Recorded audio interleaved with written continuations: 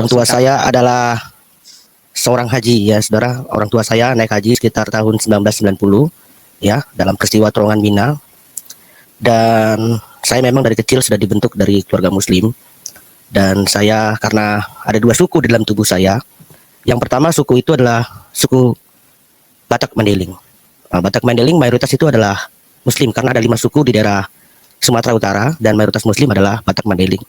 Ibu saya bermarga Rahab dan kampungnya tepatnya adalah di daerah Batang Toru atau dekat Sibolga. Kalau orang Sumatera ya tahulah daerah sana ya. Dan yang kedua, orang tua saya adalah dari ayah itu bernama Haji Andi Thohir. Orang tua saya itu dulu orang mengenalnya dengan Makassar ya, Sulawesi Selatan. Tetapi sekarang lebih dikenal dengan nama Sulawesi Barat atau orang suku Mandar. Saya bersyukur kepada Tuhan kalau saya bisa menjadi hamba Tuhan, itu semua karena kebaikan Tuhan. Saya dibesarkan dari keluarga muslim yang taat juga, sebagai seorang muslim yang taat, begitu juga saya. Walaupun akhirnya seterusnya itu kurang baik. Tapi itulah perjalanan hidup manusia gitu ya. Kadang kita baik, kadang kita jahat, kadang baik, kadang jahat, itu biasa dalam kehidupan manusia. Shalom Bapak Ibu Saudara yang dikasih oleh Tuhan, salam sejahtera buat kita semua. Kembali bersama saya dalam channel Vibe Official. Kali ini Bapak Ibu Saudara yang dikasih oleh Tuhan, kita kembali melihat cuplikan-cuplikan video kisah-kisah para murtadin yang menyaksikan betapa baiknya kasih dan kemurahan Tuhan yang mereka alami dalam proses perjalanan iman mereka, hingga pada akhirnya mereka mengambil suatu keputusan yang cukup merubah kehidupan mereka, sehingga akhirnya tinggalkan keyakinan lama yaitu Islam dan pilih menjadi pengikut Kristus.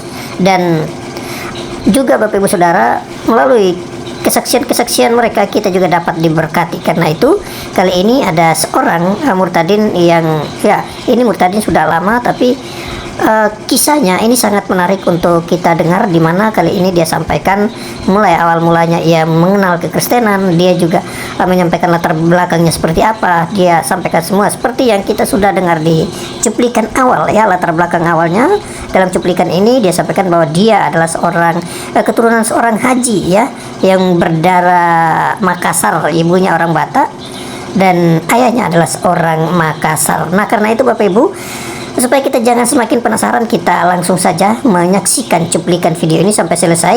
Dan Bapak Ibu nanti sampaikan tanggapan atau komentar di kolom komentar dalam cuplikan video kali ini. Ini dia cuplikannya.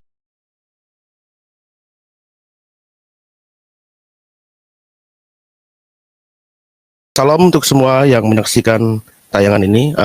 Nama saya adalah Saiful Hamzah. Saya berlatar belakang keluarga dari muslim.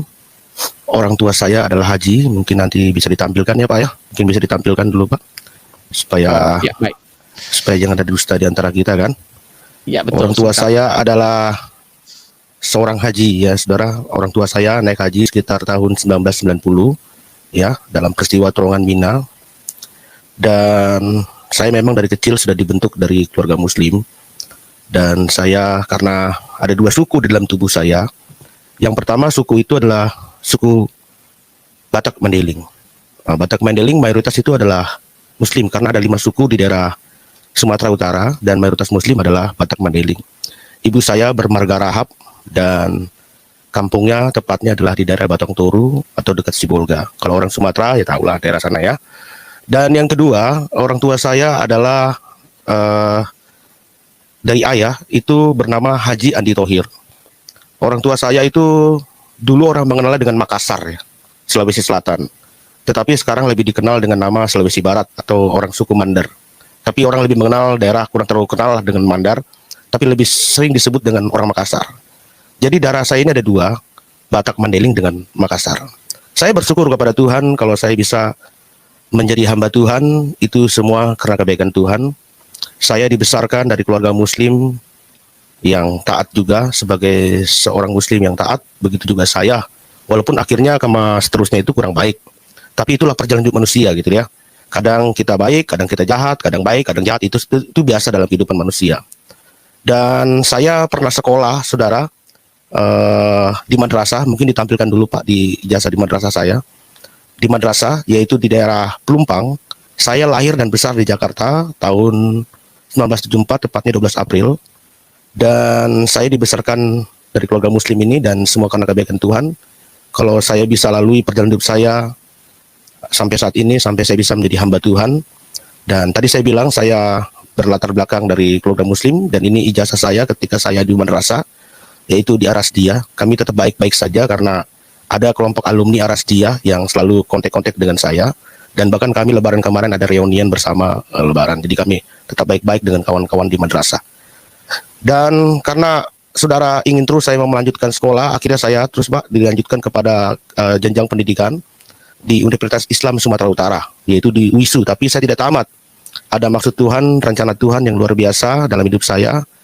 Dan pada tahun 1994 ibu saya meninggal dunia dan bapak saya meninggal tahun 1997.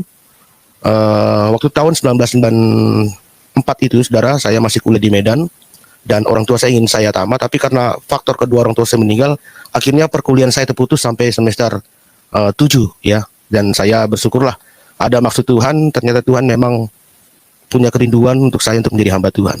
Karena dari dulu falsafah orang Batak, ibu saya secara khususnya ya, mau Batak Mandeling, biar telur di ujung tanduk harus hidup. Artinya kau harus sekolah dimanapun.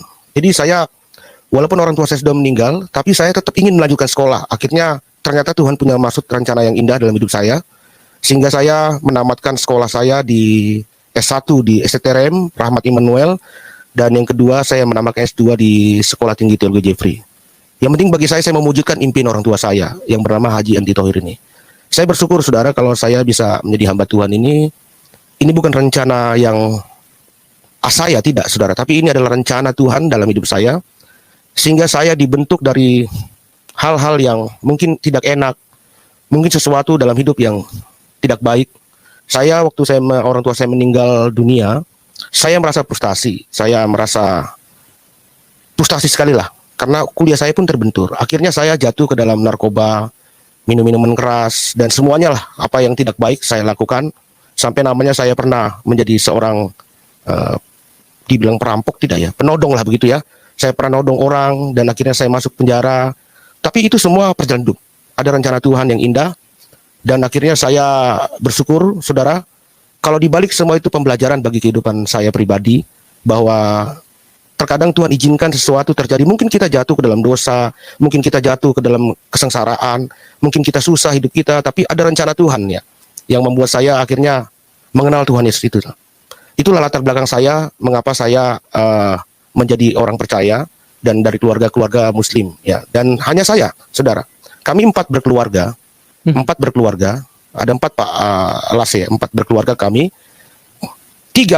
satu kandung, 3 tiri. Jadi ibu saya menikah dengan bapak saya bawa anak, lalu ibu saya bawa anak 2. Jadi mereka menikah, lalu lahirlah saya. Jadi seperti itulah Pak Las. Jadi saya dalam keluarga yang, tapi tetap kami harmonis. Kalau apapun yang kami lakukan, kami tetap harmonis. Karena memang falsafah kami orang ujung pandang lah, secara khususnya orang tua saya selalu bilang, dalam berkeluarga itu seperti air gitu loh. Kita bacok gimana pun tuh air, tetap aja dia akan nyatu kembali. Jadi walaupun proses perjalanan kepercayaan saya, perpindahan agama saya dari dari Islam ke Kristen, ya itu bagi saya sah-sah aja sih. Namanya negara kita kan menjamin hak untuk orang beragama, ya. Siapa mau meluk, saya mau meluk Buddha, mau meluk Hindu, mau meluk Konghucu kayak satu kali pun, mau meluk agama apapun, itu hak pribadi. Ya, hak pribadi saya. Jadi walaupun ada sedikit pertentangan, tapi kami tetap akur. Jadi walaupun ada sempat terjadi konflik-konflik yang sempat sampai waktu tahun berapa kali, kami tahun 2007 kalau tidak salah, lalu tahun 2012, lalu 2016 sampai keluarga saya bawa parang mau celuritin saya. Oh iya. Dan mengata-ngatain, ya saya jujur aja, saya mengata-ngatain pendeta kafir, halal darah lu. Tapi saya memandangnya itu karena mereka tidak tahu. Seperti apa perkataan Tuhan? Ampunilah mereka apa yang mereka tidak ketahui. Kan begitu kalau saya. Ya, kalau saya bisa mengikuti amarah saya, sedangkan saya di pastoral itu ada anak-anak di rumah gitu. Ya. Ada anak di rumah seperti anak-anak Nias, anak-anak Ambon, anak-anak Kupang. Karena sudah menyinggung Sarah ini, itu mereka sempat bilang, "Om, lepasin saya. Ini kita bagi aja, habisin gitu." Tapi saya bilang tidak. Membalas karena ini kan urusan keluarga, tapi menyinggung sudah kafir lah, mengata-ngatain saya sampai bobot celurit, mengata-ngatain saya bahwa saya adalah halal darahnya. Ini karena seperti perkataan Tuhan lah. Mereka tidak tahu apa yang mereka katakan. Tapi lagian juga ini kan keluarga. Saya bilang tenang aja. urusan begini nanti gampang, nanti kita laporkan aja ke polisi, kan begitu.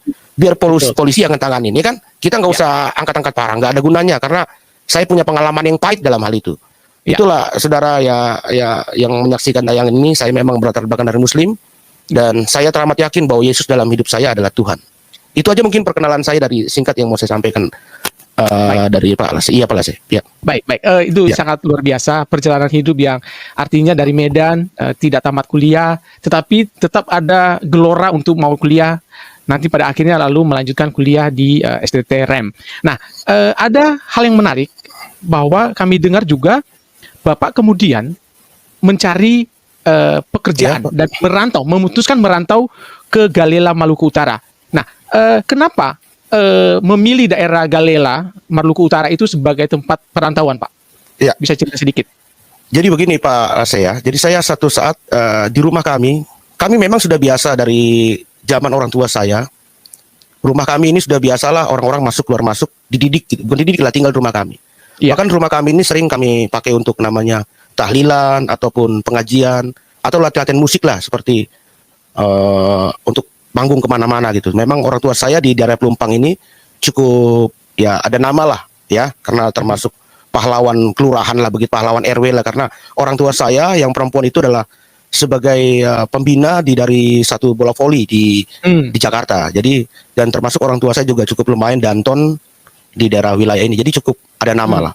Jadi orang sering masuk dan kebenaran ada orang Maluku bernama Muklis dan Tamrin, tapi sayang mereka sudah meninggal karena kerusuhan Maluku ini. Makanya saya sangat menyesalkan tentang kerusuhan di Maluku Utara ini. Teman jadi baik Bapak saya. ketika datang ke Galela, pecahlah ke kerusuhan itu ya? Belum Pak. Oh, masih belum? Oke. Belum. Jadi habis itu ketika saya anak-anak ini tinggal di rumah kami, orang tua saya pun sudah meninggal dan orang tua saya meninggal ini, anak-anak yang dari Maluku ini tinggal di kami. Mereka juga ya rata-rata kalau orang Maluku itu pilatu. Apa itu pilatu itu ya nyolong baju itu dimasukin ke dalam sini gitu, di mall-mall gitu. Jadi saya ya. oke, itu kerjaan mereka dulu ya, seperti itulah. Sebagian anak-anak ini. Lalu tinggal di kami dan akhirnya ketika saya udah pusing sekali dengan keadaan kondisi Jakarta, orang tua saya pun meninggal, saya juga tidak kuliah. Akhirnya dia menawarkan saya untuk pergi ke daerahnya di Galela, Ternate, Maluku Utara. Ya. Nah, lalu sampai di sana, saya tinggal di sana, saya bekerja di Galela, Maluku Utara, di Kampung Tengah namanya. Itu dekat Duma. Kalau orang-orang Maluku tuh tahu saya itu ya. Orang-orang Maluku yang menyaksikan tayang ini tahu namanya Duma, Galela, Duma, Kampung Tengah, Kira, lalu ada namanya Sutabaru, Igabula, lalu namanya Galela, itu namanya Desa Suwasio. Jadi disitulah saya bekerja. Dulu bekerja saya hanya sebagai bisnis pala, bisnis kopra gitu, kopra. Bisnis kopra dan saya belum mengenal Tuhan sama sekali. Saya masih Muslim waktu itu. Jadi saya sering sholat Jumat juga, walaupun kehidupan saya tapi prinsip saya, walaupun saya suka dengan minuman keras atau apapun, tapi prinsip saya satu hal yang saya minta, Tuhan ini keadaan saya mau berbakti kepada Engkau ya Allah. Jadi walaupun saya dalam keadaan mabok gitu lah, tetap saya melakukan sholat begitulah. Ya, tapi mabok kan nggak mabok parah gitu ya. Mabok artinya ada kan setengah mabok yang gini-gini lah. Tapi itulah perjalanan hidup saya. Lalu di samping Kampung Tengah itu ada satu kampung namanya Kampung Duma. Saya suka minum di situ, minum cap tikus di daerah Kampung Duma itu. Dan saya tertarik, saudara ya, yang menyaksikan tadi, tertarik dengan tata cara mereka, keakraban mereka, tertarik dengan namanya gambar salib gereja, dan tertarik mereka mengikuti ibadah. Kayaknya asik gitu loh, bagi saya enak gitu loh ya. Jadi satu, kedua, nyanyian pujiannya itu saya mengerti, berbeda dengan ajaran saya agama yang terdahulu. Walaupun saya membaca kitab suci saya ataupun berdoa, saya sebenarnya tidak mengerti artinya, karena saya kan orang Indonesia, bukan orang Timur Tengah, Pak Alas, saya kan wajah saya kan bukan Arab-Araban, bukan Habib ini, ya kan? Wajah saya asli orang Indonesia, jadi saya nggak ngerti itu bahasa-bahasa, misalnya seperti doa-doa lah, doa mau puasa, doa inilah Allahumma lakasumtu wa bika amantu wa larjika atortu, seperti begitulah gitu. Padahal saya nggak ngerti artinya, cuma saya seperti rutinitas yang saya lakukan. Tapi ketika saya melihat orang-orang ini di Kampung Duma ini, mereka memuji Tuhan dengan puji-pujian dan meresap di hati saya. Itulah pala saya. Awal saya sampai di Maluku Utara itu. Nah, akhirnya karena saya bangkrut bahasanya bangkrut ya. Bangkrut dari bisnis saya di Kopra. Lalu akhirnya saya pergi ke Desa Suwasio. Desa Suwa itu dari Galela juga. Lalu saya berkenalan dengan namanya Haji Abdul Ghani. Dan Haji Abdul Ghani ini memperkerjakan saya di Galela PT Global Agronusa Perkebunan Pisang. Saya di mana di pelabuhannya sebagai shipping di sana. Jadi mengkoordinir lah kegiatan-kegiatan di sana gitu. Nah, Ya. Paklarinnya ini ya. Iya itu Pak. Itu tayangan-tayangannya itu karena ini kenapa saya tampilkan ini? Waktu kerusuhan Maluku Utara, ini kan semua pada kabur gitu loh.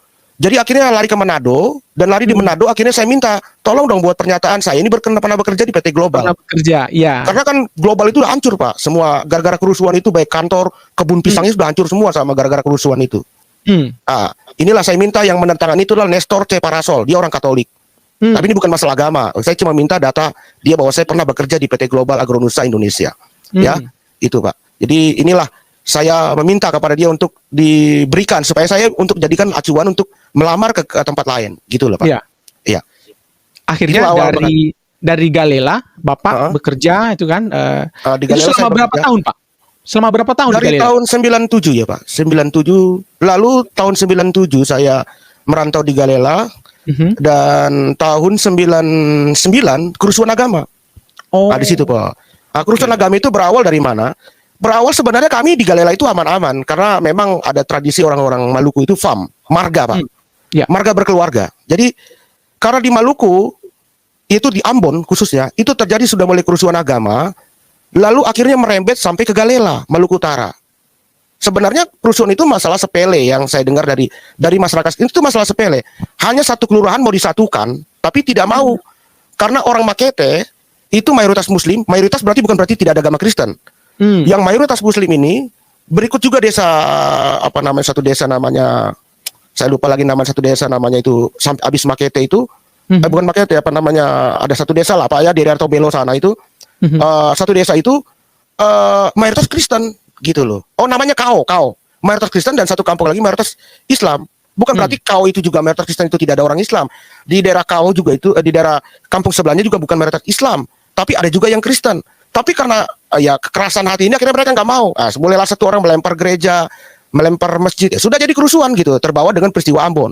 Akhirnya di daerah saya tahun 99 tanggal 26 Desember saya lagi bekerja, saya melihatlah itu kerusuhan mulai terjadi Pak. Dan di Galela itu adalah basic namanya pasukan jihad yang udah ada. Dan saya jujur kalau saya tiap Desember saya mengingat itu sebagai kenangan yang terindah bagi saya, yang menyakitkan karena Tuhan menyelamatkan saya dari kerusuhan ini. Jadi Dan waktu itu Bapak masih Muslim? Mas, sebenarnya begini Pak. Waktu saya ceritakan dulu tentang namanya pekerjaan saya. Setelah saya bekerja, saya berkenalan dengan seseorang lagi yang namanya Om Seng Tindage, orang Sanger. Dan akhirnya orang Sanger ini punya istri, tante ini bukan bekerja, dia jualan makanan. Dan karena pelabuhan dekat dengan jual makanan, jadi saya sering utang, baik dia nggak pernah perhitungan. Bahkan beras dari perusahaan kadang-kadang saya bawa. Akhirnya dia bilang, daripada kamu menderita bagaimana, kamu tinggal aja di tempat saya sekali-sekali, kata Om Seng ini. Akhirnya saya tinggal di rumahnya dan saya merasakan kasih Tuhan dalam hidupnya. Dulu saya memandang, ya ini hanya pandangan pribadi ya, nggak semua orang Islam itu punya pandangan begitu. Tapi pandangan pribadi saya, kayaknya Kristen itu kurang baik lah gitu lah. Ya bahasa saya ini pribadi saya. Kristen itu kurang baik secara pribadi saya. Lalu apalagi yang mohon maaf nih orang Chinese, saya menganggap orang Chinese itu seperti kurang baik begitulah. Jadi akhirnya saya tinggal di situ, ternyata saya menemukan kasih Tuhan. Dia benar-benar menggantikan orang tua saya. Dia begitu mengasihi saya seperti anaknya sendiri. Lalu akhirnya karena di situ ada Alkitab, ya kan? Ya secara tidak langsung aku coba-coba deh baca-baca begitulah, ini kan? Dan saya di dalam benak saya dalam Alkitab ini, mohon maaf saya pisahkan dulu perjanjian lama dengan perjanjian baru. Saya tidak baca dengan perjanjian lama, saya tapi baca perjanjian baru. Saya ingin menemukan apakah dalam ayat Alkitab ini ada suatu kata-kata kasar, kata-kata yang membenci umat Islam. Tidak ada satupun Pak kata-kata dalam Alkitab yang ingin membunuh orang Islam, membunuh apapun. Ajaran Yesus itu mengajarkan kasih. Apalagi saya membaca, ini ayat yang tertarik bagi saya Pak. Saya bacakan ya. Yohanes 16 ayat yang ke-16. Yohanes 16 ayat yang pertama. Begini firman Allah, semuanya ini kukatakan kepadamu, kukatakan kepadamu dan kepada semuanya ini kukatakan kepada dan menolak aku. Kamu akan dikucilkan, bahkan akan datang saatnya bahwa setiap orang yang membunuh kamu akan menyangka bahwa ia berbuat bakti bagi Allah. Mereka akan berbuat demikian karena mereka tidak mengenal baik Bapa maupun aku. Tetapi semuanya kukatakan kepadamu supaya engkau saatnya kamu ingat bahwa aku telah mengatakannya kepadamu. Jadi ayat ini sepertinya menyinggung saya sebagai orang Muslim gitu loh Pak ya. Karena saya waktu Waktu itu saya tanggal tahun 2009 itu 16 Desember itu sudah terjadi kerusuhan agama yang ada di Ambon. Jadi kok Tuhan itu sudah tahu gitu. Ini prinsip saya ya, pandangan saya. Saya kan baru membaca Alkitab. Kok Tuhan tahu? Tuhan tidak mengajarkan untuk membalas. Tuhan mengajarkan, ingatlah itu bahwa itu sudah memang dikatakan. Jadi saya mulai berpikir, ini kok Tuhan Yesus lebih tahu kejadian-kejadian sebelumnya gitu loh. Ya, jadi saya berpikir ini ayat ini benar-benar menyentuh hati saya. Akhirnya saudara, ya Pak Lase ya, saya sampaikan juga kepada Om Seng ini, orang tua saya, Om, berikanlah saya pencerahan tentang ajaran Kristen itu seperti apa. Ya, tapi memang begini loh Pak, waktu saya cerita itu, kami sudah biasa di daerah Maluku Utara tuh sambil minum cap tikus lah gitulah. Jadi minum cap tikus, orang Toba itu minum tuak lah. Jadi saya sambil minum cap tikus dengan Om Seng ini, dan saya ceritakan pembacaan kitab suci, saya salut loh sama kitab suci ini, kok tidak ada satupun ayat yang ini. Lalu Om Seng ini bilang dengan saya, ya itulah ajaran kami katanya. Kami udah setengah-setengah mabok lah sambil cerita di depan rumahnya. Karena Om Seng ini juga suka minum, jadi sama saya juga suka minum sama-sama lah. Biasalah kalau kami minum cap tikus itu setengah-setengah sloki ataupun ya satu botol berdua, itu udah biasa di daerah Maluku Utara kalau kami itu. Lalu kami minum, dan ketika kami minum itu saya cerita sama dia, Om, ajarin saya dong tentang ajaran Kristen itu seperti apa. Nah Om ini kan bukan juga pendeta, bukan juga majelis. Dia cuma bilang apa? Ah sudahlah Pul, hanya Tuhan lah yang tahu lah. Gak usah kita debat-debatin lah masalah agama. Ya udah, kalau kamu mau jadi Kristen, jadi Kristen. Kamu mau jadi Islam, jadi Islam. Enggak Om, bukan masalah debat-debatan. Saya cuma ingin tahu Om, kenapa ya kok Kristen orang Kristen itu mentuhankan Yesus. Jadi saya mau tanya sama Om. Nah Om ini kan gak bisa menjawab karena dia bukan orang teologi. Iya. Kan begitu kan? Lalu dia bilang begini, dalam keadaan mabok, dia cuma bilang, udahlah Pul, pegang aja agama masing-masing. Akulah jalan kebenaran hidup, tidak sampai kepada Bapa kalau tidak melalui aku. Ini Om Seng walaupun mabok dihafal ayat, jadi saya terbantu juga lah ya. Harusnya kita orang-orang Kristen walaupun mabok tuh, walaupun kita yang para orang mabok aja hafal ayat, apalagi saudara yang tidak mau mabok kan gitu ya. Jadi akhirnya habis itu saudara, saya mulai terjamah hati saya lebih tertarik kepada ajaran Kristen ini gitu loh. Akhirnya saya berdoa kepada Tuhan. Waktu itu ada perusahaan mengasih tempat kepada saya, satu tempat rumah. Jadi saya suka kadang-kadang ke rumah Om Seng, ke tempat tinggal itu, ke tempat saya tinggal di pinggir pantai. Saya menangis sama Tuhan. Ya ini cara saya. Macam-macam cara panggilan Tuhan ya saudara. Jangan saudara anggap negatif ini. Ada orang yang dipanggil Tuhan melalui sakit, ada orang yang dipanggil Tuhan melalui mimpi, ada orang yang dipanggil Tuhan melalui segala macam. Saya dipanggil Tuhan dalam keadaan apa? Mabok, saudara. Jadi saya ambil minum cap tikus itu, saya mabok berat, saya bilang sama Tuhan Yesus, kalau engkau itu adalah Tuhan ya Isa alaihissalam, tunjukkan dirimu kepada saya di tempat ini. Kenapa saya begitu tertarik kepada engkau? Tapi lucunya, tidak ada satupun Tuhan datang. Tapi hati Roh Kudus itu ya, kalau dalam paham teologi Kristen, Roh Kudus yang masuk dalam hati saya, itu yang membuat saya kuat menjadi Kristen. Nah, akhirnya saya bilang sama Om Seng, setelah saya malam-malam itu mabuk lah saya saudara ya. Lalu akhirnya pas hari Minggu saya bilang sama Om Seng ini, Om saya mau ke gereja. Dengan bahasa logat Maluku nih. Oh nih gila kah, ngana gila kah ini? Ngana tuh Islam, semua orang sudah tahu ngana Islam di sini. Ini baru kerusuhan kita, sudah di Ternate kerusuhan. Itu sekitar bulan Juli lah kalau nggak salah ya, bulan Juli saya mau jadi Kristen itu. Jangan jadi Kristen, malah dia menarangkan jangan jadi Kristen, nanti bisa berbahaya. Om tolonglah saya ingin mengenal Tuhan.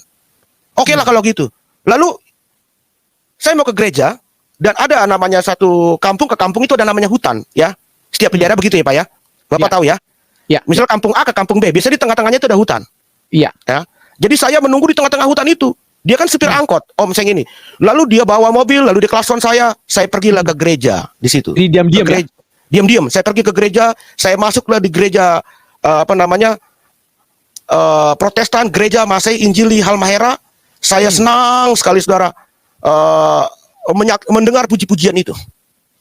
Lalu minggu berikutnya diajak lagi saya pengen beribadah Om.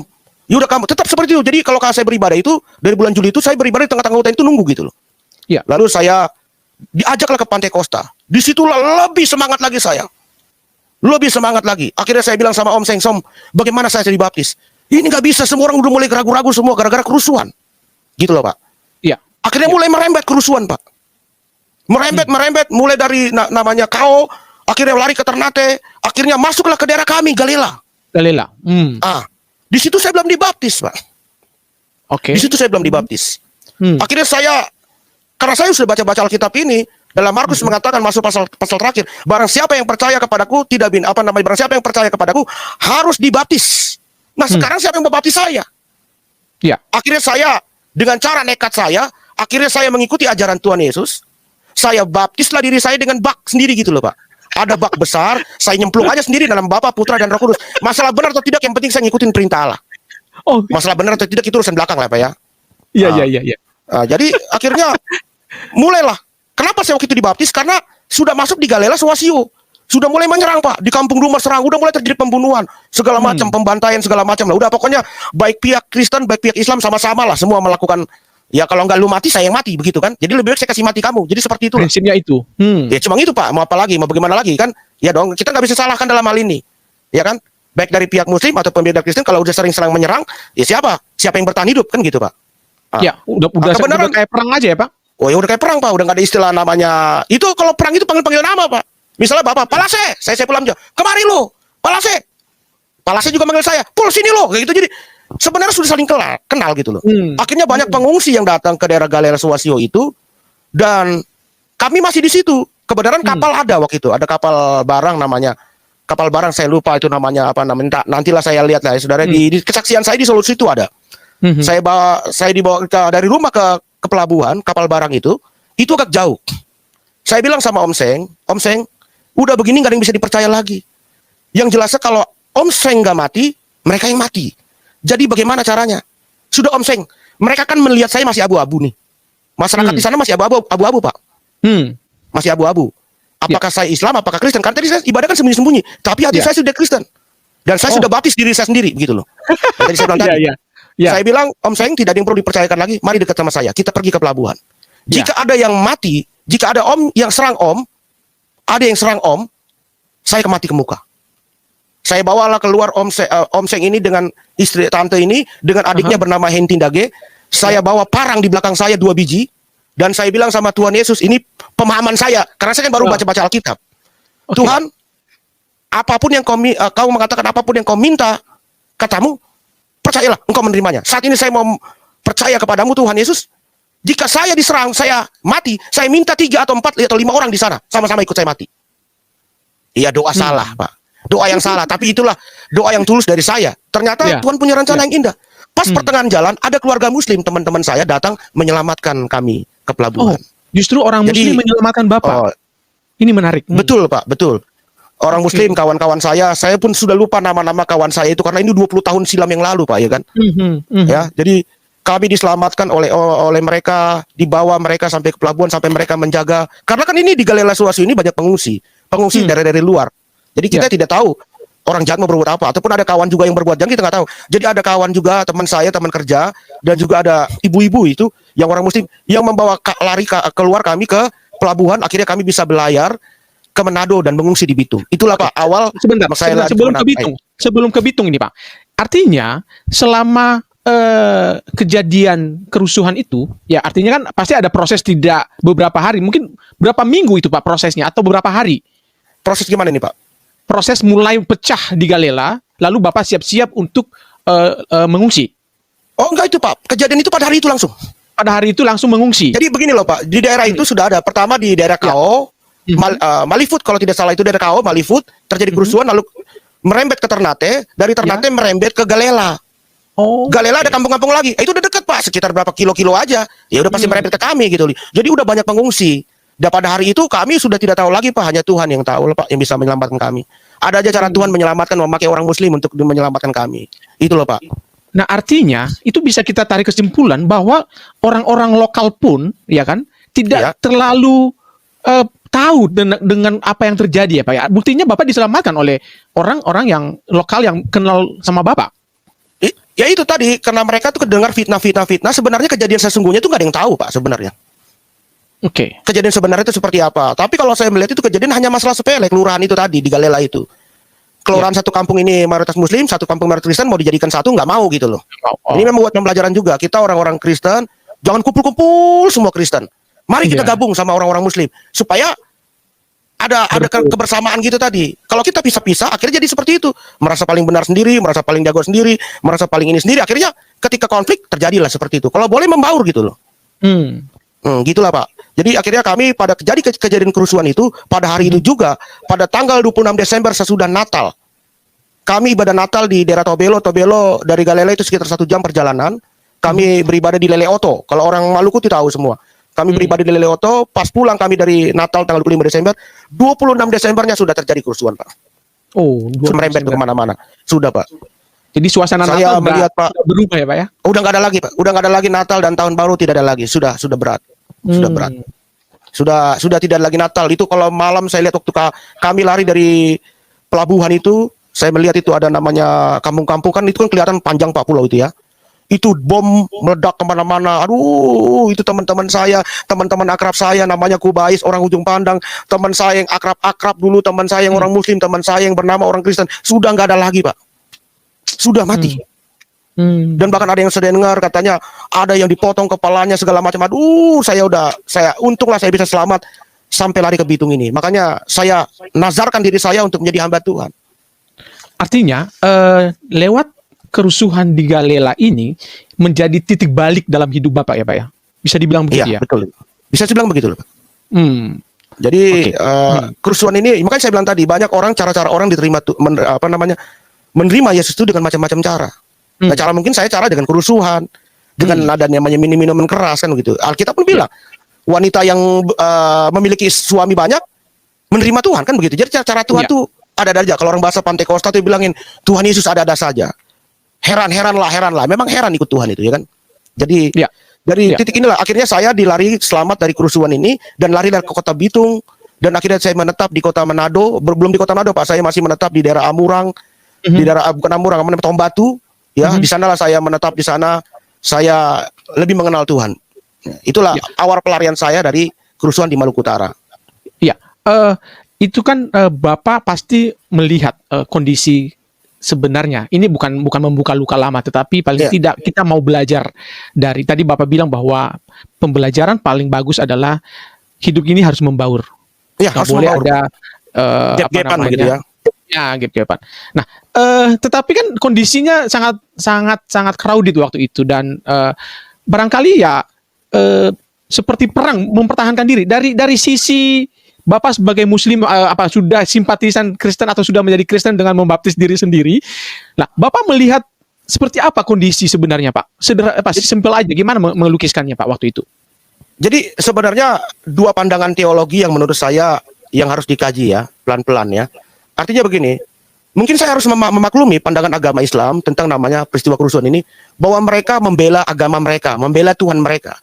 Sedangkan dari sisi Kristen, membela keluarga. Daripada gua yang mati, lebih baik gua bantai lu. Itu bahasanya gitu. Itu bahasanya. Jadi, tapi apapun alasannya, dua-dua ini dalam pandangan ini semestinya harus kita bungkus Pak dengan kasih. Iya. Kalau kita menerapkan ajaran Kristen kan begitu. Iya. Yesus sudah mengatakan, kamu akan dibunuh, akan dikucilkan, dan pembunuh itu seolah-olah berbakti kepada Tuhan. Iya. Nah, jadi dalam hal ini kita semua agama juga mengajarkan hal itu. Contohnya orang Islam selalu mengatakan Bismillahirrahmanirrahim dengan nama Allah yang Maha Pengasih dan Penyayang. Jadi bukan hanya ucapan tapi dikatakan. Kalau kita bungkus semua dengan kasih, itu pasti bagus. Makanya saya memilih Kristen, memilih Yesus sebagai juru selamat itu. Saya ini pribadi ya, mohon maaf netizen semua yang menyaksikan tayangan ini. Secara pribadi, mengapa saya memilih Kristen, Yesus sebagai Tuhan?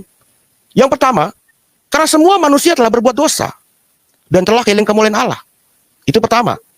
Dan ada sebuah hadis yang mengatakan riwayat Bukhari, lan yuthil adan minkum amalul jannah. Tidak ada seorang pun yang masuk surga karena amal perbuatannya. Jadi kebaikan surga itu adalah tentang kita. Kepercayaan kita kepada Tuhan dan Tuhan yang menentukan siapa-siapa yang masuk surga. Dan ini prinsipnya ajaran Kristen. Barang siapa percaya kepadaku tidak binasa melainkan beroleh hidup yang kekal. Jadi cukup kita percaya. Tapi dalam kepercayaan ini bukannya sebuah kepercayaan. Tetapi ada tindakan-tindakan yang harus kita lakukan sebagai bentuk begini contohnya. Kalau kita orang kaya pasti beda makannya sama orang miskin, Pak. Cara batuknya aja beda. Ya kan gitu. Orang kaya batuknya aja pasti kan pasti agak jaim. Tapi kalau orang miskin kan ketawanya mungkin orang-orang kaya karena plong dia kan gitu. Itu perbedaannya. Kita orang Kristen sudah pasti berbeda kalau kita sudah menjadi pengikut Kristus. Itu loh, Pak. Oke. Itu yang pertama. Dan yang kedua, mengapa saya memilih Kristen? Ya, sebagai Tuhan dan Yesus sebagai Tuhan dan Juru Selamat saya. Saya harus memahami bahwa Tuhan saya itu jelas. Tuhan Bapak Contohnya jelas. begini. Iya. Contohnya begini, Pak. Saya belum menikah. Lalu saya bilang sama orang, saya punya pacar. Pacarmu di mana? Di Medan. Cantik Ya. gak? Cantik. Rambutnya panjang, bodinya aduhai. Pernah ketemu gak? Enggak. Kira-kira Bapak punya pandangan seperti apa? Ya.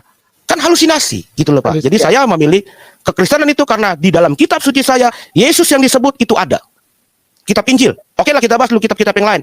Ya karena menyerempet kitab ini, kitab yang dalam kitab lain, ya jelas Al-Quran menjelaskan Yesus adalah Isa alaihissalam, walaupun banyak perdebatan. Ya, Isa Ya. itu bukan Yesus karena perdebatan, contohnya Isa itu lahir di pohon korma, ada Isa lahir kandang domba, tapi pada intinya yang dimaksud Isa alaihissalam adalah Yesus.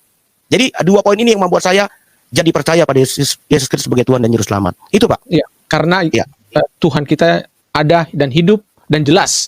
Ya jelas. Jadi kita harus Jelas. memiliki Tuhan yang jelas. Itu. Oke. Ya, itu sangat menarik dan ini benar-benar sebuah panggilan Tuhan yang unik. Dan setelah kejadian itu Bapak dengan tadi keluarga yang Bapak panggil sebagai Koseng itu, Koseng, Hah? Bapak menumpang kapal barang, ya Pak ya, menuju Bitung. Nah, setelah sampai ke Bitung, Pak, bisa ceritakan sedikit bagaimana siapa yang dituju dan kemudian apakah Koseng itu juga ikut?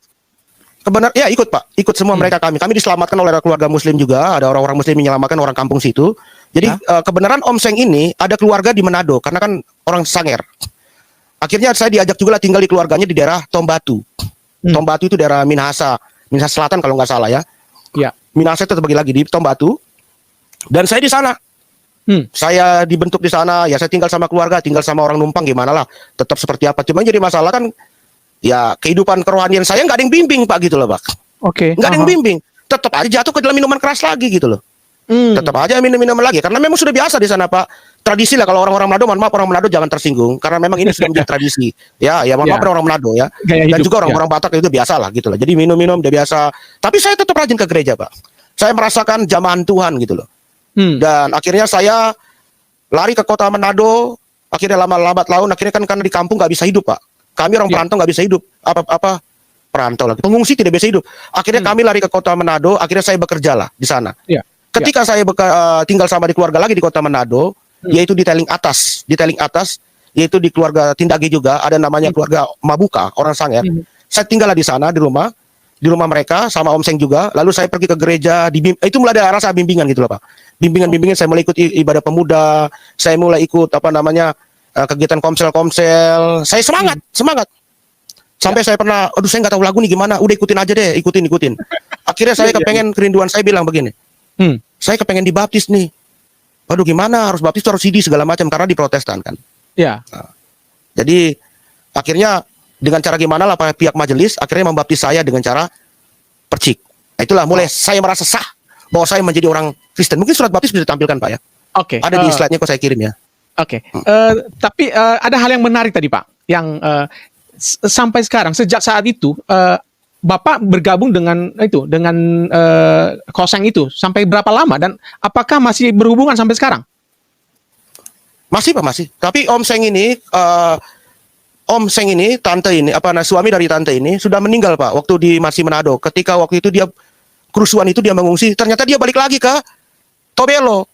Oh, menurut isu yang sudah ada, naik kapal itu naik kapal KM Cahaya Bari, kalau tidak salah nama kapal itu, antara Bitung ke Tobelo, itu diserang. Diserang akhirnya tidak ada satupun mati ditemukan. Jadi Om Seng itu nggak ada. Udah nggak ada lagi. Jadi cuma tante itu, tapi sudah balik ke Manado. Tante itu setelah dia ada di Jakarta.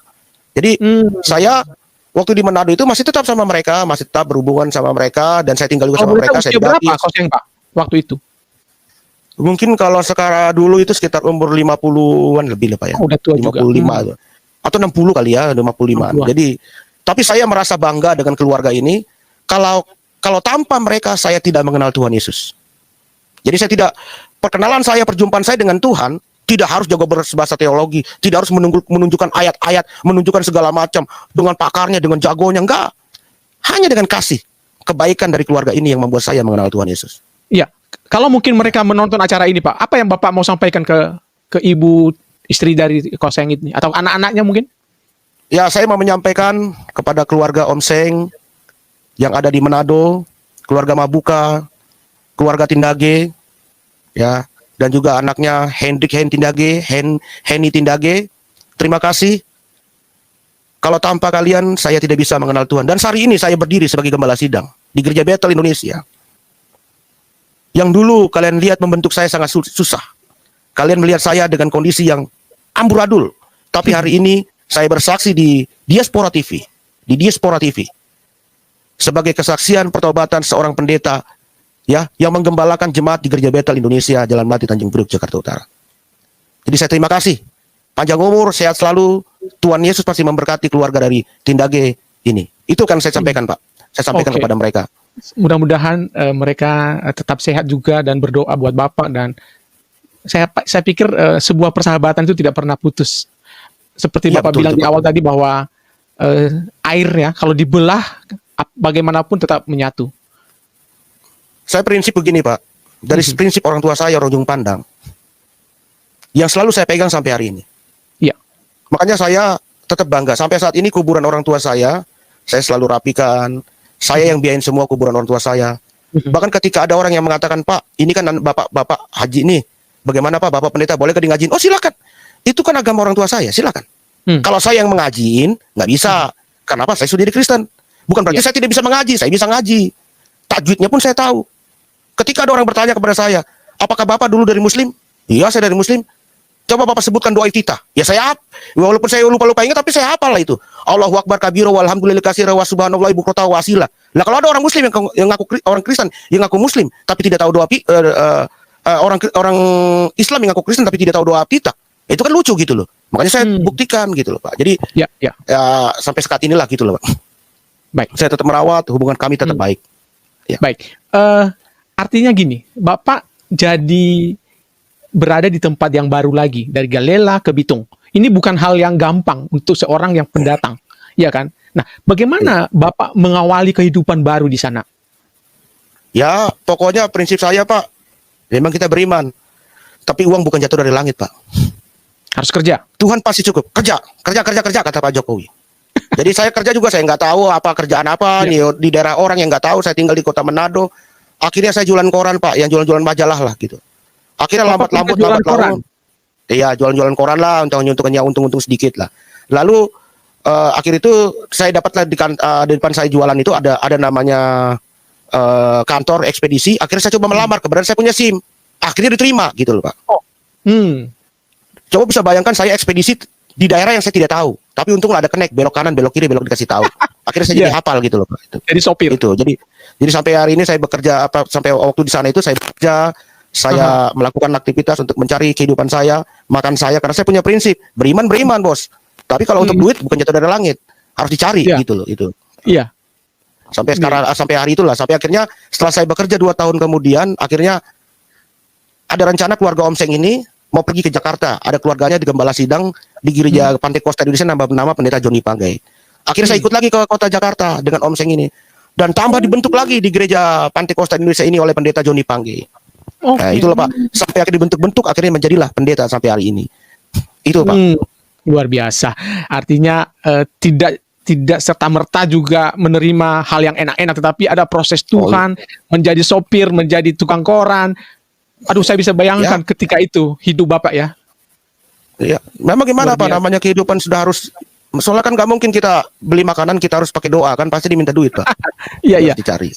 Nah, artinya Manado menjadi sebuah tempat monumental, kemudian artinya Bapak semakin mengenal Yesus, terus oleh Bapak Aseng bawa lagi ke Jakarta, ketemu Pentakosta. Nah, artinya keluarga tahu dong kalau Bapak sudah convert atau beralih ke Kristen. Apa tanggapan mereka? Ini Pak, ini saya mau ceritakan dulu. Ketika saya di Jakarta, dibawa keluarga Om Seng, saya tinggal di Pantai Kosta. Ya. Nah, ini saya masih takut Pak. Oh ya? Masih takut. Tidak mau terang-terangan. Tidak mau terang-terangan. Iya. Kan masyarakat saya wilayah di sini Pak, Pelumpang ini siapa sih nggak kenal orang tua saya gitu loh. Akhirnya saya buat KTP 2 Pak. Satu KTP Islam, satu KTP Kristen. Dulu kan masih bisa begitu Pak. Oh my God. Zaman dulu. Oke. Saya bilang sama gembala saya dulu lah, yang nama saudara dari Om Seng ini, Om boleh gak? Udah buat aja, yang penting anda ibadah, katanya begitu. Ya sudahlah, saya buat ibadah tetap. Jadi KTP saya 2. Jadi kalau nunjukin apa-apa, saya nunjukin KTP yang Islam. Lalu yang kedua saya KTP Kristen, lalu saya tunjukin KTP Kristen gitulah. Itulah. Akhirnya saya terus berjalan seperti itu gitu. Tapi lama-lama Tuhan membuka hati saya. Kamu nggak boleh begini. Barang siapa yang malu mengakuku di hadapan manusia, maka aku juga malu. Akhirnya saya terang-terangan, Pak. Saya bilang sama keluarga saya di Kristen. Ya kan? Itu hak saya. Apa Saya mulai tanggapan mereka? hiasan kamar saya itu, kamar yang tempat orang tua saya, karena orang tua saya meninggal, yang tinggal sama kakak itu, saya hias kamar saya itu dengan tanda-tanda salib, bahkan kecintaan saya kepada Tuhan Yesus. Akhirnya saya berani. Ya, masalah tanggapan mereka cuma, ya itu hak kamu. Tapi tetap aja ada rasa gimana lah Pak, dalam keluarga ya. Kamu udah berpaling, tetap aja ada rasa gimana-gimana gitu. Tidak semua keluarga tuh memusuhi saya, tidak. Tapi hanya sebagian-sebagian tertentu. Akhirnya keluarga ini ya marah karena dia ada keluarga saya, bangsa yang begitu marah, ya akhirnya sampai namanya datang masalah keluarga pun dibawa nama Tuhan Yesus lah. Ya, sampai Yesus mati ditikam lah, pakai kolor segala macam, dihina-hina ya. Tapi saya udah tahu. Alkitab sudah mencatat kok gitu. Kan seperti itu. Iya. Itu Pak. Makanya keluarga menolak, tapi tetap aja. Karena menolak akhirnya saya tinggal di pastori. Dalam pengertian menolak begini, karena kan banyak ciri orang menolak pakai aja gimana, dibuat saya tidak nyaman, akhirnya saya tinggal di pastori. Dibentuklah di gereja Pantai Kosta di Indonesia oleh keluarga keluarga pendeta Joni Panggai ini. Itu Pak. Joni Panggai. Oke. Nah, kita tahu bahwa di layar ada foto keluarga Bapak, keluarga kecil Bapak. Nah, Bapak mengenal perempuan Batak ya bernama Tiolida Sihotang. Ya. Nah, Bapak bisa cerita sedikit, Pak. Bagaimana Bapak awal mula mengenal istri Bapak sekarang? Jadi, saya kan tadi saya bilang kerinduan saya untuk melayani Tuhan.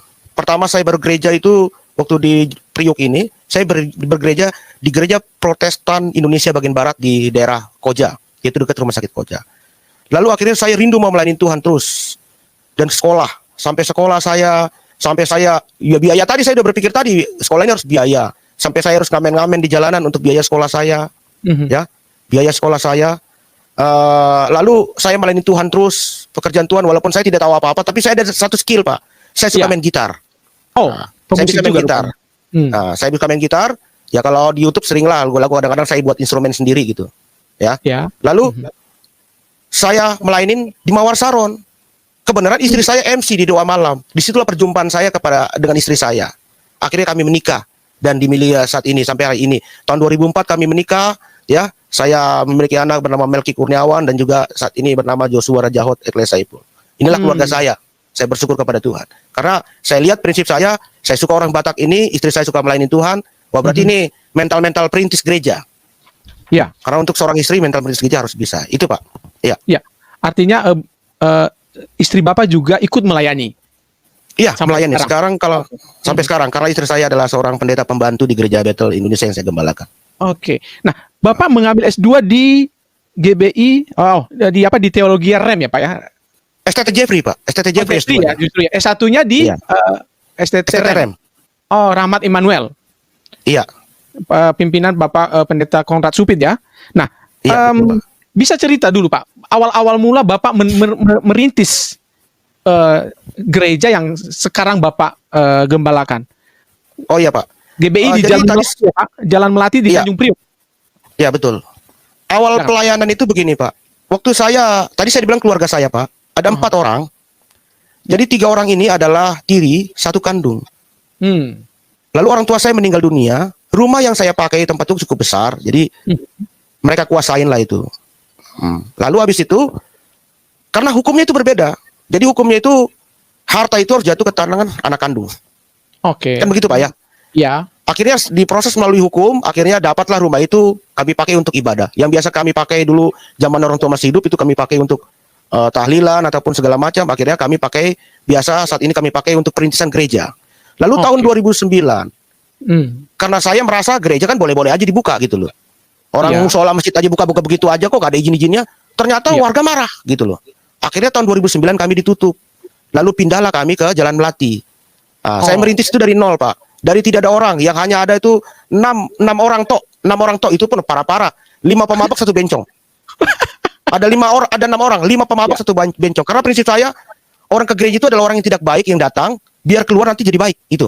Jadi 5 orang datang, 1 bencong. Nah kami mulai merintis itulah. Jadi selama ibadah bertahun-tahun kami hanya berapa orang aja gitu loh. Ya saya, istri saya, dan 1 ada orang gila. Ya udah itu aja. Akhirnya saat ini terus bertambah. Dan puji Tuhan saat ini ada, kalau data jemaat kami ada 100 lebih lah Pak ya, jemaat yang saya gembalakan. Semua karena kebaikan Tuhan. Dan saat ini Ya. saya menggembalakan di gereja Betel ini. Itu Pak. Shalom saudara-saudara yang dikasihi Tuhan Yesus Kristus, dimanapun kalian berada, kiranya damai kasih Kristus menyertai kita semua dalam segala keadaan. Saya mengucap syukur di mana kesempatan hari ini saya diberi kesempatan untuk menyaksikan kebaikan Tuhan Yesus dalam hari-hari yang saya jalani. Perkenalkan, nama saya Bibit, saya dari Kediri dan sekarang saya bekerja di Hong Kong dan saya mengenal Tuhan Yesus di Hong Kong. Saya lahir dari keluarga Muslim, tapi kami bukan Muslim yang dibilang taat banget, tapi dari kecil saya juga belajar tentang bagaimana keyakinan saya, tentang bagaimana menjalani kehidupan keagamaan saya. Saya percaya ada surga dan neraka, ada sebab, ada akibat, dan satu hal yang saya sangat percayai dan sangat saya rindukan adalah peran seorang wanita dalam keluarga dan peran agama dalam sebuah keluarga. Karena saya bercermin dalam kehidupan saya sendiri, saya terlahir dari keluarga yang kurang kasih sayang atau mungkin kurang harmonis, dan dari situ saya memiliki kerinduan atau keinginan menjadi seorang wanita atau seorang istri yang solehah yang bisa membangun sebuah keluarga yang harmonis, penuh kasih sayang, dan tentu takut akan Tuhan dalam keyakinan saya dulu. Setelah saya beranjak dewasa, cita-cita atau kerinduan saya yang saya anggap mulia itu menjadi titik rendah dalam kehidupan saya, di mana saya sangat menjunjung tinggi atau menuhankan pacaran atau pacar saya. Saya rela melakukan apapun untuk pacar saya dan rela melakukan apapun juga untuk mendapatkan orang yang saya cintai.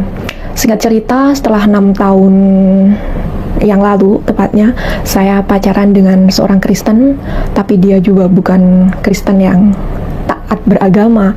Awalnya kita hanya sharing tentang keyakinan masing-masing, keyakinan saya, keyakinan dia, dan saya nggak tahu kenapa dalam diri saya rindu ingin mengenal kekristenan, dan saya ngomong ke dia, pacar saya, kok saya pengen ke gereja sih gitu. Dan karena gerejanya dia ortodok dan kami berbeda bahasa, jadi ngerasa nggak nyaman, dan saya sebenarnya hanya sebuah kerinduan sih, kalau ingin atau mungkin ingin banget dengan browsing atau mungkin tanya teman-teman ada nggak sih gereja Indonesia di Hong Kong. Belum sampai ke situ, cuma sekedar kerinduan yang saya nggak tahu gimana harus memulai kerinduan menemukan gereja di sini. Suatu ketika nggak berselang nggak lama juga sih, mungkin cuma beberapa minggu atau mungkin seminggu, saya lupa. Suatu ketika setelah libur hari Minggu, karena hari Minggu banyak banget teman-teman di Indonesia, teman-teman dari Indonesia, dan saya duduk di MTR di kereta, dan waktu itu duduk di sebelah saya mbak-mbak dari Indonesia gitu. Saya nggak tahu kenapa, saya nggak kenal dia, saya nggak tahu kenapa saya tuh kepo banget waktu dia buka tas dia, dan saya lihat ada Alkitab di tas dia. Saya tahu Alkitab karena sebelumnya waktu saya kecil saya pernah dikasih Alkitab sama teman saya, tapi waktu itu saya belum merasa tergerak, belum ada panggilan atau belum ada kerinduan menjadi seorang Kristen atau mengenal Kristen. Saya kasih Alkitab saya ke teman saya yang Kristen, dan setelah saya kenalan sama dia, saya tanya-tanya, dan akhirnya minggu berikutnya kita janjian dan dia bawa saya ke gerejanya dia. Kesan pertama masuk gereja, tentu aneh ya, kita yang Muslim masuk gereja dengan penyembahan yang berbeda dengan kita, dengan keyakinan lama, dan tapi saya cukup terharu pertama kali masuk gereja dengan keramah tamahan teman-teman di gereja. Singkat cerita, tidak butuh waktu lama buat saya memutuskan ingin dibaptis. Kenapa saya ingin dibaptis walaupun sebenarnya saya belum mengenal Tuhan Yesus secara pribadi? Pertama mungkin karena pacar saya adalah Kristen, dan kedua kesan saya dari kecil itu kekristenan tuh indah gitu loh, baik, penuh kasih, dan ketiga, menurut saya cara ibadahnya itu simpel, dan kitab suci yang dipelajari itu memakai bahasa Indonesia dan mudah dipahami, mudah dimengerti apa itu dalamnya, berbeda dengan keyakinan saya yang dulu. Dan karena saya dulu mengenal Tuhan Yesus Kristus, makanya kehidupan saya setelah dan sebelum dibaptis tidak ada perubahan. Walaupun setiap minggu saya bergereja, hidup saya tetap berantakan, tetap galau. Saya nggak tahu apa yang membuat saya galau, walaupun semuanya itu baik-baik saja, keluarga baik-baik saja, saya punya kerjaan juga baik, juga punya pacar saat itu. Tapi saya nggak tahu kenapa ya, di dalam hati saya, di dalam kehidupan saya tuh masih ada sesuatu yang kosong, sesuatu yang hampa, dan saya mungkin untuk pelarian atau mungkin penghiburan buat diri saya sendiri mungkin ya, karena dan saya juga membahagiakan atau mungkin melakukan apapun yang menurut saya itu bisa menyenangkan saya, walaupun saya tahu itu hanya sesaat saja. Dan setelah berjalan 4 tahun, Tuhan itu baik, Tuhan itu lemah lembut, seperti seorang ibu yang menyapih anaknya. Itu kesan pertama saya saat Tuhan mulai menjamah saya. Tuhan berlahan-lahan mulai memisahkan jarak dan waktu antara saya dan pacar saya, di mana saya harus pulang ke Indonesia saat itu tanpa rencana, begitu saja. Dan setelah kita long distance, kami sempat putus saat itu, tapi karena saya belum siap, saya memaksakan diri. Saya tahu itu bukan kehendak Tuhan, tahu banget saat itu, tapi saya memaksakan diri untuk agar kami tetap berpacaran. Saya tahu itu bukan kehendak Tuhan kami balikan, karena walaupun dia seorang Kristen, dia hanya Kristen KTP, dia tidak mengajarkan saya untuk mengenal Kristus dan menjalani kehidupan Kristen seperti yang Tuhan kehendaki. Hingga pada suatu saat yang tepat di mana saya sudah menemukan gereja di Indonesia, karena saat itu saya belum bergereja di Indonesia, Tuhan membekali saya dengan firman-firmannya sehingga setelah beribadah, saya nggak tahu kenapa di dalam jiwa saya bergumul dengan dosa-dosa yang saya jalani, seolah-olah Tuhan hanya kasih saya 2 pilihan, hitam atau putih, panas atau dingin. Selebihnya lebih baik gak usah kenal Kristus. Mungkin seperti itulah gambaran yang saya rasakan. Dan gak tahu kenapa ya, gak lama juga, berselang cuma beberapa bulan, akhirnya saya dan pacar saya ada masalah dan kami putus. Puji Tuhan, walaupun bercucuran air mata, walaupun kedagingan saya menjerit, saya gak mau putus, tapi dengan firman, dengan pengetahuan yang bisa ternyata memerdekakan saya untuk melepaskan kehidupan saya, melepaskan pacar saya, dan saya berkomitmen untuk menjadi ciptaan baru. Yang artinya menjadi ciptaan baru berarti saya harus melepaskan sebagian dari kebebasan saya. Dan itu nggak mudah, walaupun saya nggak jatuh bangun, tapi itu sebuah perjalanan yang bercucuran air mata. Setelah melewati hari-hari yang sulit, hari-hari yang penuh pergumulan antara melepaskan kehidupan lama dan menjadi ciptaan baru, saya nggak tahu kok saya nggak tahu gimana saya bisa membuat komitmen untuk memperbaiki kehidupan saya yang dulu bisa menggunakan waktu sesuka saya, bisa berpacaran, melakukan apa saja, kehidupan bebas.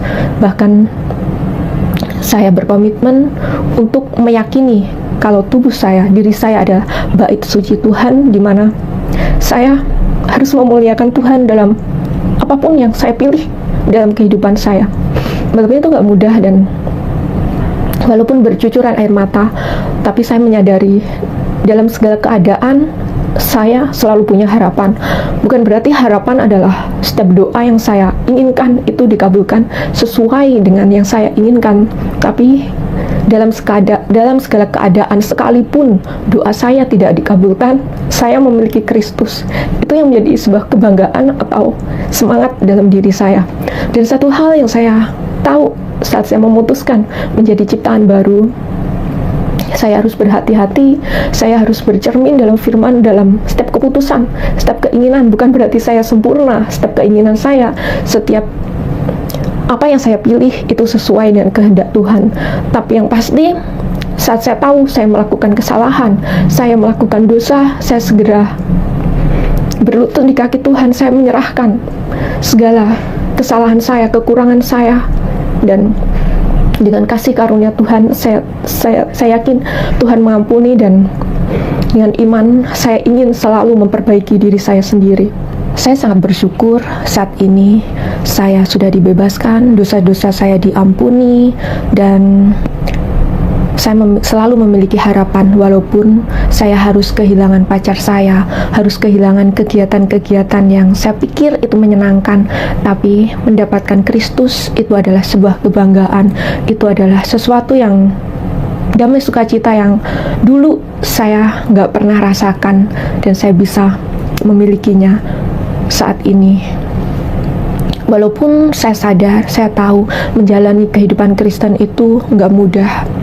Saya sadar saya nggak bisa jauh daripada firman Tuhan, nggak bisa jauh dari doa, Dan saya sangat bersyukur di mana Roh Kudus selalu mengingatkan saya, menegur saya untuk selalu, untuk taat, untuk komitmen setiap hari membangun kehidupan doa, setiap hari membaca firman, dan dari situ berlahan-lahan Tuhan mulai membimbing saya, Tuhan mulai menunjukkan bagian-bagian diri saya yang saya harus ubah, menyelidiki kehidupan saya, sehingga semakin hari saya semakin mengasihi Tuhan.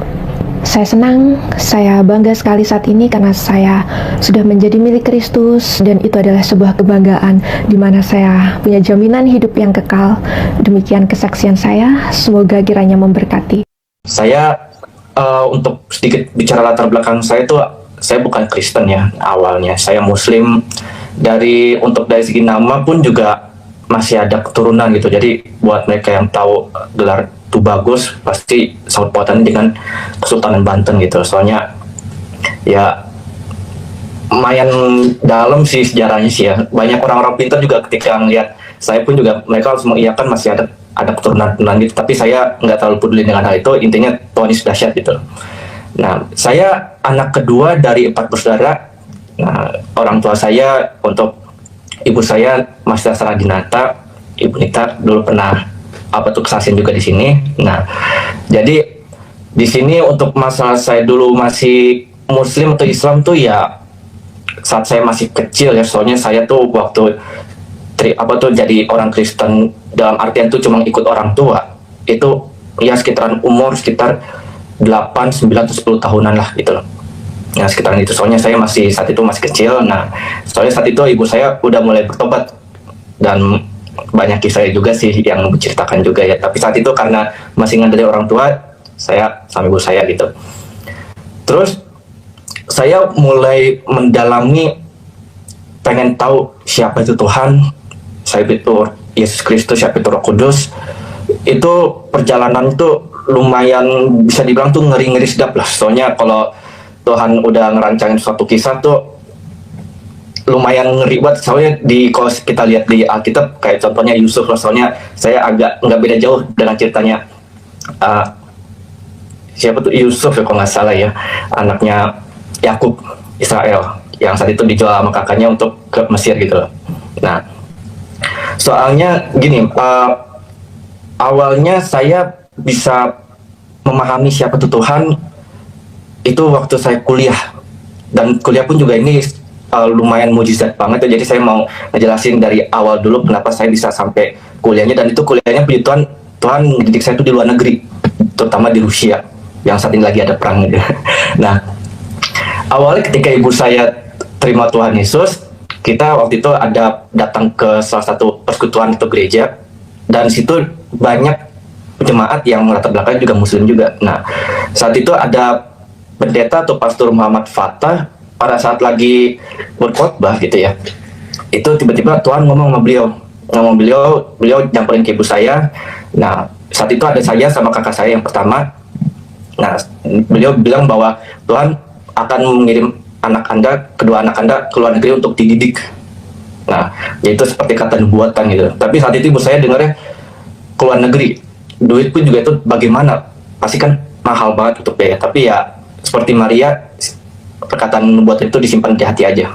Nah, terus seiring waktu saya dari segi karakter kalau bisa dibilang tuh introvert atau pendiam ya, pemalu, dan dari sekolah pun juga sebenarnya sih ranking 1 dari bawah sebenarnya. Nah, jadi kalau bisa dibilang tuh nggak begitu pintar, bodoh iya gitu lah. Nah, untuk masalah pernah satu kali ada pengujian IQ, teman-teman saya rata-rata di atas 90-an, ada yang sampai 100 lebih. Nah, kalau saya di bawah 90, bisa dibilang 89 lah gitu lah. Tapi ya kalau misalkan Tuhan angkat seorang untuk diubah, itu jadi luar biasa. Soalnya saya untuk bisa kuliah itu emang semuanya udah Tuhan rancangkan. Dari situ soalnya saya saat itu perjalanan masih belum tahu itu siapa Tuhan, yang lihat dunia kayak ya biasa-biasa aja gitu loh. Nah, jadi ketika saya sekolah SMP, SD nggak sampai SMA, tapi SMA pun juga sebenarnya sih ngeloncat gitu. Soalnya setelah lulus SMP, di situ saya ya ambil program paket C. Soalnya saat itu ada dorongan dari Tuhan, bukan ke saya sih sebenarnya, ke orang tua ya, untuk segera mengirim saya ke luar negeri gitu loh. Nah, tapi ibu saya nggak tahu kemana luar negerinya, soalnya untuk kakak saya sih sudah ya, udah lebih dulu. Nah, kalau saya masih belum jelas. Nah, untuk masalah dana bagaimana? Nah, tapi ya kalau sama Tuhan tuh harus step by step saat itu, hari demi hari. Jadi Tuhan tuntun pelan-pelan, dan akhirnya dapat negara namanya Rusia, gitu loh. Dan waktu jauh banget kan di utara. Nah, setelah itu pas udah dapet, nah saya sebenarnya sih untuk masalah ilmu cuma sampai SMP doang. Nah, untuk SMA saya langsung lengkap 3 kelas dan langsung ambil ujian. Saat itu pun juga ujian ambil paket C yang dimana tuh dulu udah disiapin kunci jawabannya. Nah, jadi saya nggak perlu pelajari apa-apa, ya cuma tinggal nyontek doang gitu loh. Nah, saat itu sih saya di hati bilang, ini kayak nggak bener gitu langsung, soalnya banyak ilmu yang terlewatkan. Tapi ya udahlah, nggak tahu nanti mau kemana, soalnya saat itu saya ya cuma percaya ibu saya doang gitu, jalanin aja apa ibu saya mau gitu dulu. Nah, setelah itu saya akhirnya ngelamar beasiswa ke Rusia, ikut tes wawancara, dan anehnya lulus. Nah, pada saat ujian juga anehnya lulus, padahal kalau misalkan dilihat dari ujiannya juga, ya itu kan semua mata pelajaran di SMA gitu loh. Dan saya belajarnya cuma kayak seminggu sebelum ujian, dan ya paham, tapi setelah selesai ujian langsung hilang semua gitu, lupa. Nah, setelah itu pas udah lulus, tinggal masalah modal. Soalnya pada saat lagi pengurusan dokumen, itu harus ada pembuktian gitu loh. Nah, dari situlah akhirnya Tuhan menggerakin orang-orang. Bahkan orang yang nggak saya tahu pun juga, atau ibu saya tahu pun juga, tiba-tiba ngasih berkat gitu loh. Berkat lumayan, dan ada orang gimana ya, kayak langsung peka banget dengan Tuhan, dan langsung bicara bahwa ini modal sebesar ini nggak ditanyakan, melainkan karena Tuhan suruh jalankan apa yang udah Tuhan taruh di hati ibu gitu loh. Akhirnya ya udah, setelah itu berangkat ke sana. Sebelum berangkat ke sana saya dibaptis dulu, soalnya saat itu saya masih belum dibaptis. Nah, pada saat dibaptis umur 16 tahunan ya, jadi saya berangkat ke sana udah 17 tahunan lah. Nah, pada saat dibaptis kan biasanya kita ada tradisi dikasih nama ya, nama baptis ya. Nah, saat itu aku disodorin sama ibu saya 3 nama baptis. Nah, kalau nggak salah tuh Paulus, Titus, sama siapa ya, lupa satu. Tapi dari ketiga nama itu tiba-tiba saya nyeletuk, mulut saya kebicara sendiri, Yohanes ya. Tapi Yohanes yang mana? Yohanes Pembaptis atau Yohanes yang murid Yesus? Nah, itu Yohanes yang murid Yesus gitu. Ya udahlah, akhirnya saya dapat nama Yohanes. Nah, tapi saya nggak tahu ternyata dari pergantian nama tersebut, Yohanes tersebut, begitulah Tuhan mendidik anak-anaknya. Soalnya karena seperti Yohanes yang dikasihi, yang jadi nggak bisa sekeras orang gimana gitu ya. Nah, setelah dibaptis, ya mirip sih kayak Tuhan Yesus ketika selesai dibaptis langsung dibawa Roh Kudus ke gurun ya. Nah, itu saya juga seperti itu. Setelah dibaptis, beberapa bulan kemudian saya berangkat ke Rusia. Nah, untuk masalah tiket, untuk semua itu semua murni berkat. Jadi ibu saya nggak ngeluarin 1% uang pun, dan pribadi saya juga enggak. Itu cuma Tuhan yang ngeluarin duit lewat hamba-hambanya gitu. Nah, di Rusia saya ada sekitar 8 tahunan di sana, S1 dan S2, dan puji Tuhan itu lulus cuma kasih karunia. Tapi kisah saya paling banyak bergaul karib mengenal Tuhan tuh semua di Rusia. Soalnya ya berlandaskan saya punya ilmu cuma sampai SMP, dan lagi pula pun juga saya juga ya belajarnya juga nggak bagus gitu juga. Tapi ya waktu S1 itu sebenarnya paling menegangkan lah buat saya gitu loh. Jadi pada saat masih kelas persiapan, saat itu pun juga saya langsung mulai mikir, yang awalnya masih ya anak mami ya dibilang ya, suka ikut ibu apa nurut lah gitu loh. Ya, akhirnya dilepas.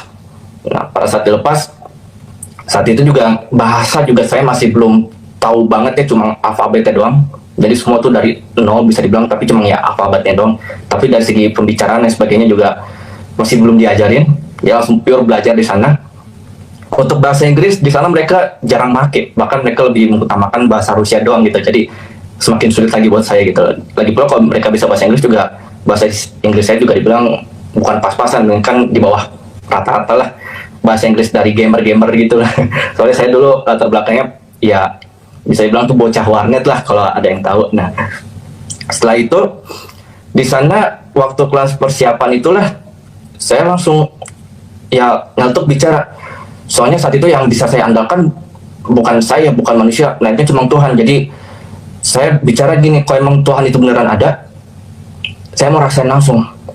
Saya mau langsung ngerasain lewat kehidupan. Soalnya nggak mau hanya dengar dari apa kata orang cerita mujizat kayak gimana. Jadi saya pengen ngalamin langsung. Soalnya bisa dibilang tuh saya cukup bebal lah, bisa dibilang. Soalnya kalau nggak langsung ngalamin sendiri, sulit buat saya pahami gitu loh.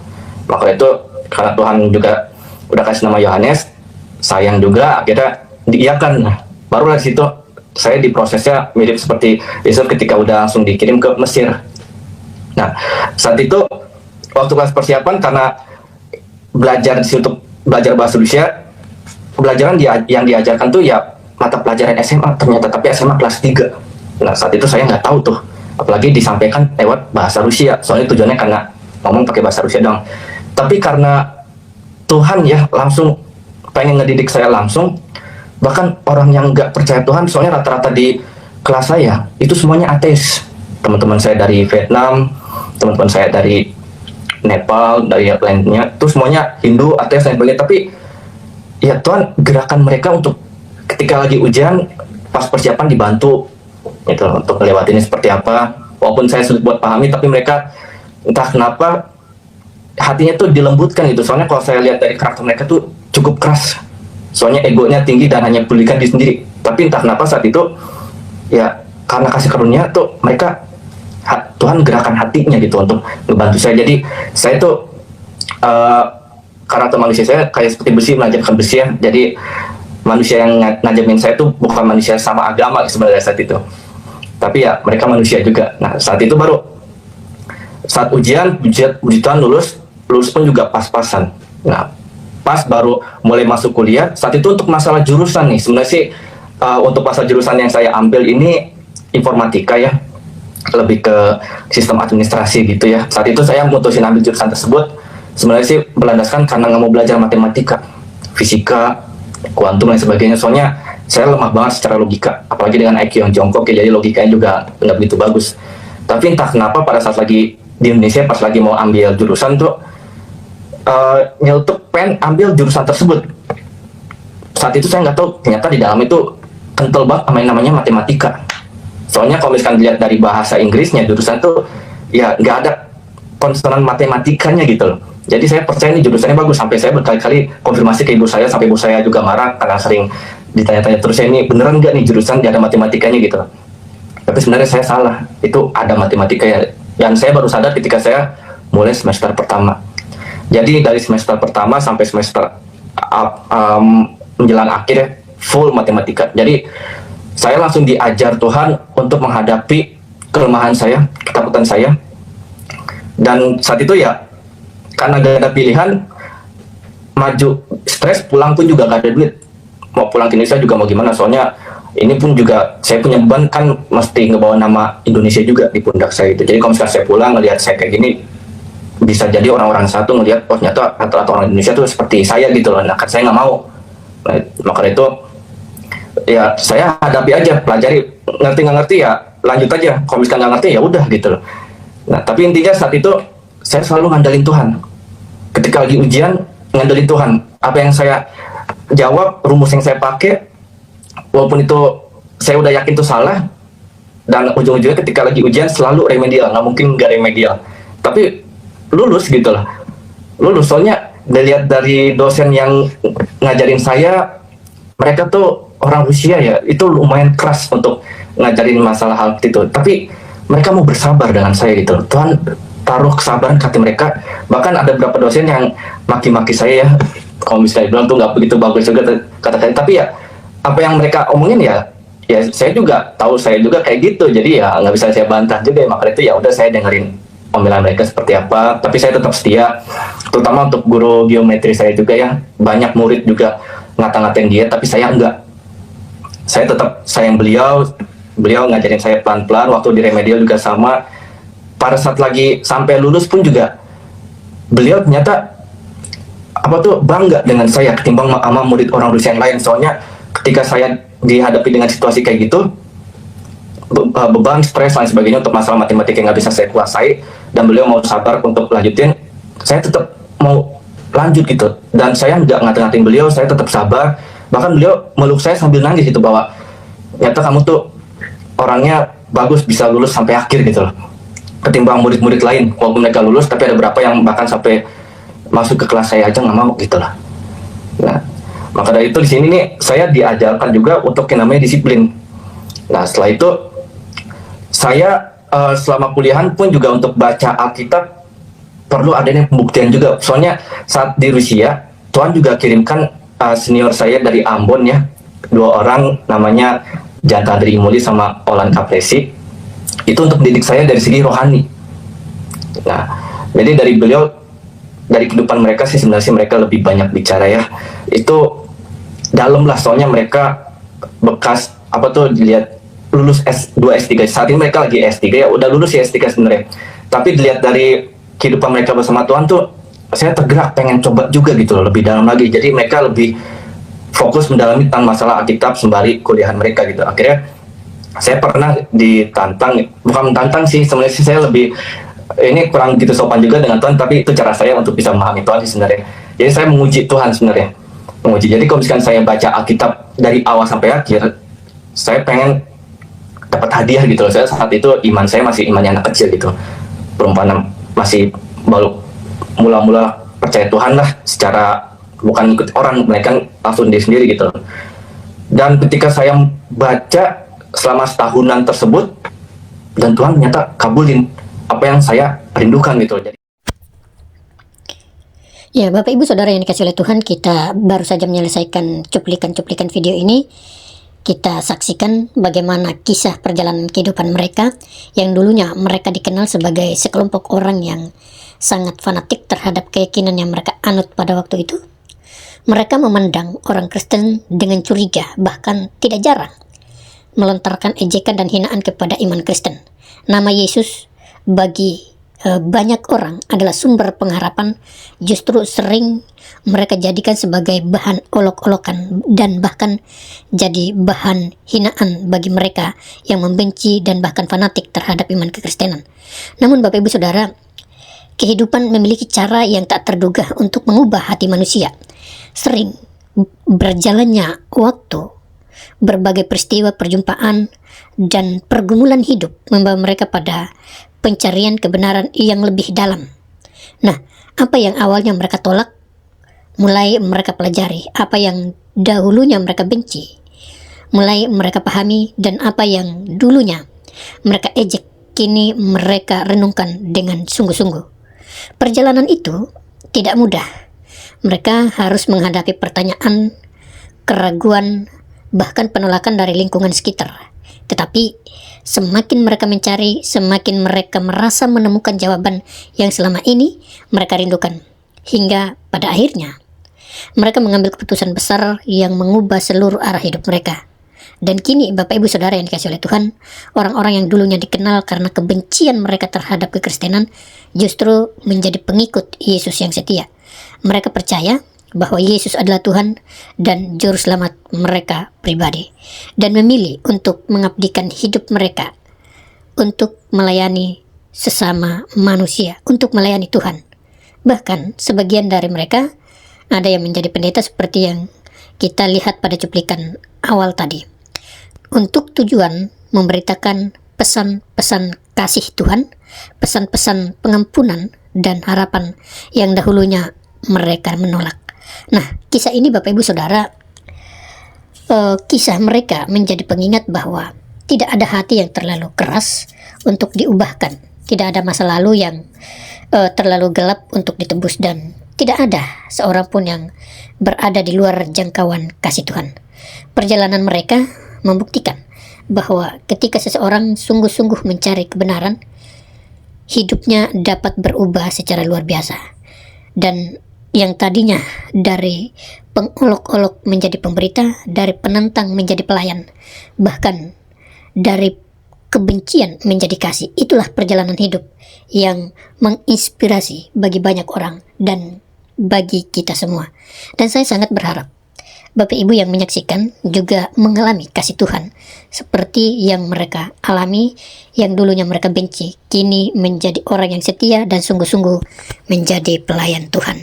Karena itu, Bapak Ibu Saudara yang dikasihi oleh Tuhan, tetaplah terus mengandalkan Tuhan Yesus di dalam segala hal apapun, di dalam kondisi apapun, bahkan di dalam hal terpuruk sekalipun. Percayalah bahwa Tuhan Yesus pasti akan mengubah arah hidupmu. Kiranya Tuhan Yesus memberkati, dan doa saya, kasih karunia dan damai sejahtera Allah Tritunggal memberkati Bapak Ibu Saudara-saudara sekalian. Demikian, Tuhan memberkati. Shalom.